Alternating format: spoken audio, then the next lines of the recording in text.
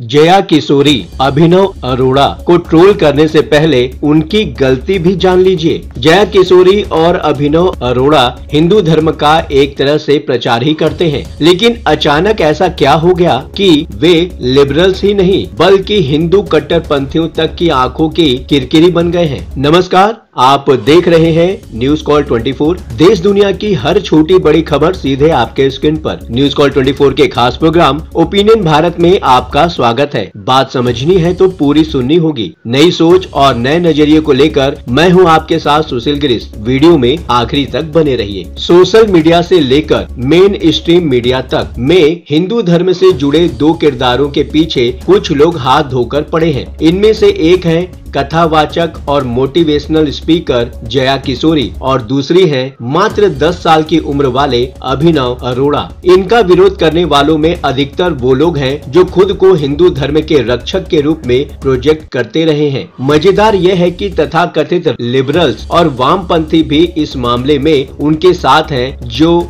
मजे भी ले रहे हैं। मामला सिर्फ इतना नहीं है कि जया किशोरी के महंगे लेदर से बने हैंडबैग को उन्होंने क्यों धारण किया। जया किशोरी ने इस बाबत सफाई भी दी कि उनका बैग लेदर का नहीं है, फिर भी ट्रोल करने वाले कहां सुनते हैं। जया ने बताया भी कि ये कस्टमाइज बैग है, इसलिए उस पर उनका नाम भी लिखा है, पर कोई भी सुनने को तैयार नहीं दिखता है। दूसरी शख्सियत जिसके पीछे पब्लिक पड़ गई है वह है अभिनव अरोड़ा। बाल्यावस्था में ही कथावाचक बनने वाले अभिनव अरोड़ा की उम्र अभी मात्र 10 वर्ष ही है। वो सोशल मीडिया पर काफी एक्टिव रहते हैं। सोशल मीडिया पर अभिनव के लाखों फॉलोअर्स हैं। अभिनव भक्ति व संगीत में डूबे ईश्वरीय भजनों पर डांस करते हुए भी यूट्यूब पर दिखाई देते हैं। वे इस बात का दावा करते हैं कि भगवान कृष्ण और राधा के अनन्य भक्तों में से वे एक हैं। इसके अलावा अभिनव इस बात का भी दावा करते हैं कि वो श्री कृष्ण भगवान के बड़े भाई बलराम का अवतार हैं। जया किशोरी आजकल अक्सर देखा जाए तो टारगेट बनती जा रही हैं। जया किशोरी पिछले 5 सालों से लगातार सोशल मीडिया पर छाई हुई हैं। पहले वो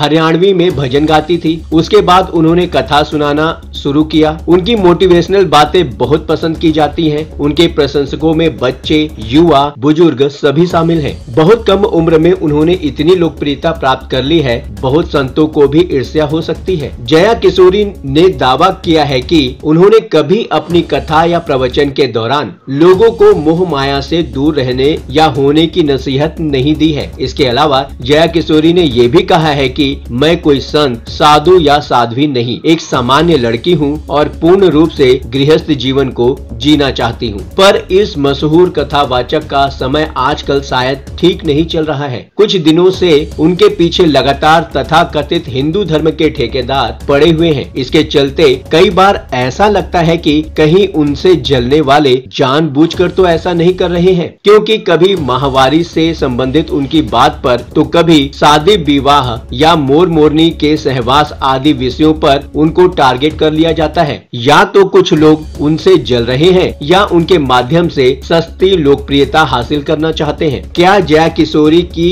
यही गलती है? जया किशोरी पर भड़कने वाले लिबरल्स और वामपंथी तो है ही, पर अधिकतर वो लोग हैं जो हिंदू धर्म के ठेकेदार बनते हैं। हिंदू राष्ट्र की स्थापना करने वालों को लगता है कि जया किशोरी हिंदू धर्म को अपवित्र कर रही है, जबकि जया किशोरी जिस तरह से हिंदू धर्म की बातों को आम लोगों तक पहुंचा रही हैं, कोई दूसरे साधु संत आज तक नहीं पहुंचा पाए होंगे। किशोरी आम भाषा में यही सिखाती हैं कि परिवार में बड़ों की इज्जत करनी चाहिए, पढ़ाई में ध्यान कैसे केंद्रित करें, विवाह की सही उम्र क्या होनी चाहिए, कुछ अच्छा करने के लिए समय का इंतजार क्यों करना चाहिए, जैसी बातें उन्हें आसानी से समझाते हुए देखा जा सकता है। किशोरी को कभी अंधविश्वासों को बढ़ाने वाली बातों को बताते हुए नहीं सुना गया होगा। वो कृष्ण की लीला के बारे में जरूर बताती हैं, पर कभी यह नहीं कहती हैं कि घर से निकलते हुए ये काम करिए तो प्रभु की कृपा बढ़ेगी। देश में बहुत से साधु और संत हैं जो यह दावा करते हैं कि वो आपके मन की बात पढ़ लेते हैं। बहुत से लोग बीमारियों को जड़ से ठीक करने का भी दावा करते हैं। कुछ ऐसे भी हैं जो हवन, यज्ञ और पूजन भी करवाते हैं। कुछ तंत्र मंत्र की भी बातें करते हैं, पर जया किशोरी इन सब उपायों को जनता के ऊपर थोपते हुए कभी नहीं उनके द्वारा देखा गया। क्या जया किशोरी की यही गलती है? अब बात करते हैं अभिनव अरोरा की गलती क्या है। अभिनव अरोरा लेखक तरुण राज अरोरा के बेटे हैं। वो दिल्ली में रहते हैं और 5वीं क्लास के छात्र हैं। वो अभी से धोती कुर्ता पहनने लगे हैं। उनकी गलती है कि वो इस उम्र में पढ़ाई करने क्यों नहीं जाते हैं। देश में लाखों बच्चे स्कूल नहीं जा पाते हैं। ट्रोल्स को